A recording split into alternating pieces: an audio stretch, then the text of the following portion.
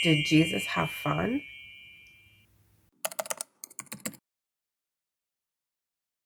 I'll make my own decisions. What a stupid thing to say. Lord, I need you every day. For the next 8 weeks, we are going to pick apart the He Gets Us campaign and hold it up to Scripture. Let's get started. I was going to do this later on in the year, but seeing as though they put it in the middle of the Super Bowl, it's fresh in our minds right now, so let's go ahead and talk about it.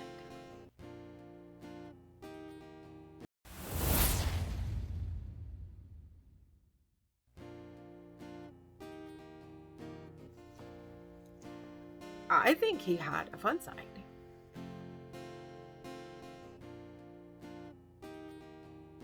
The article states, "We spent so much time reflecting on heavier topics that when we stepped back to look at the whole mosaic, we couldn't help but notice we were showing a picture of Jesus that was distinctly lacking joy. This video is a response to that, a sort of rebalancing.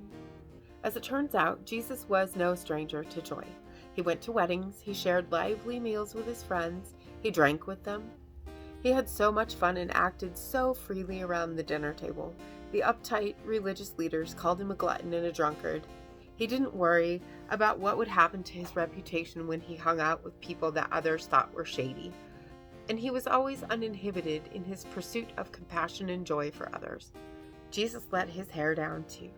He was called a drunk and a glutton for the celebrations that he went to. God seems to love a good feast, though. I mean, after all, he did require the Israelites to have multiple feasts per year. In fact, the celebrations that they held weren't just like an evening or a dinner party. They were like week-long celebrations. Actually, some of my favorite verses display what I think is Jesus' humor. Jesus used sarcasm and irony in order to address some of the cultural inconsistencies that were happening and popular ways of thinking. James and John, the sons of Zebedee, he gave them a name, the sons of thunder.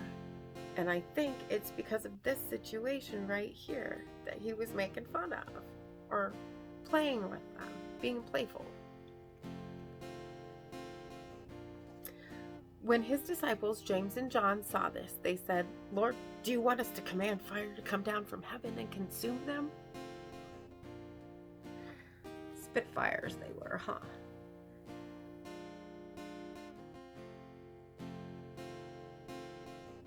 I think he was picking on the disciples for their derogatory use of the word dog. That was what the Israelites called Gentiles and people that didn't agree with them. They called them dogs. It was highly insulting. Jesus used the term dog, I think playfully, to pick on the way of thinking of the disciples when he was dealing with the Syrophoenician woman. Now, the woman was a Gentile of Syrophoenician descent, and she repeatedly asked him to cast the demon out of her daughter. And he was saying to her, "Let the children be satisfied first, for it's not good to take the children's bread and throw it to the dogs." But she answered and said to him, "Yes, Lord, but even the dogs under the table feed on the children's crumbs."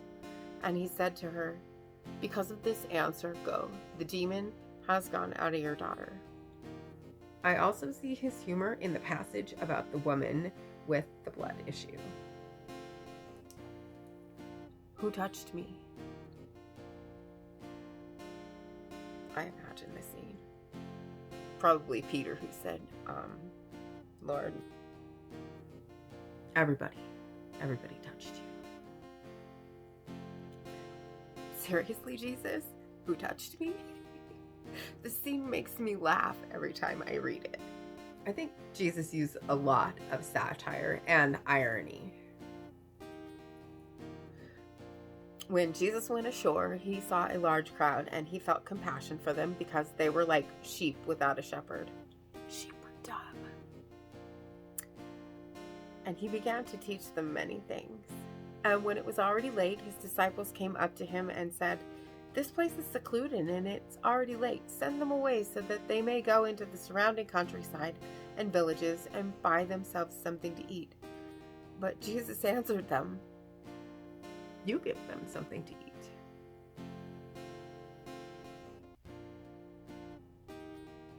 And they said to him, "Shall we go and spend 200 denarii on bread and give it to them to eat?"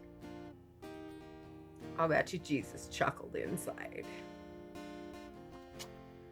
And in a similar situation, and they began to discuss with one another the fact that they had no bread.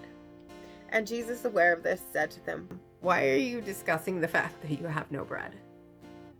Do you not yet comprehend or understand? Do you still have your heart hardened? Having eyes, do you not see? And ears, do you not hear? And do you not remember when I broke the 5 loaves for the 5,000, how many baskets full of broken pieces you picked up?" They said to him, 12. "When I broke the 7 for the 4,000, how many large baskets full of broken pieces did you pick up?" And they said to him, 7.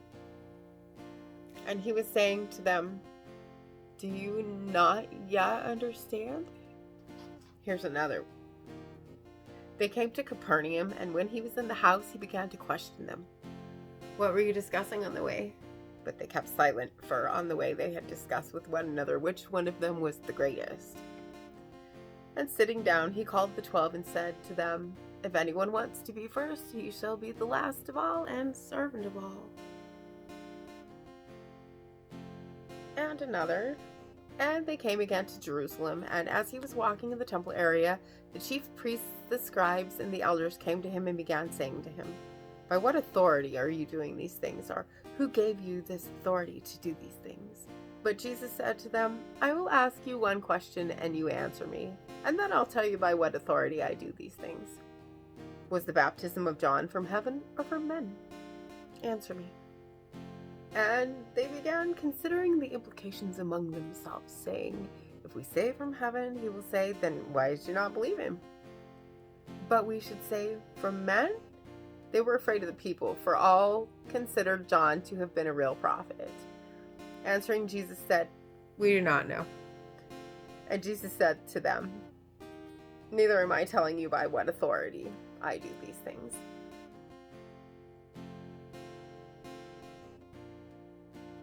If you look through the red letters of the New Testament, you will see that Jesus was not a stick in the mud. He was witty and frank and used sarcasm and irony to get his point across.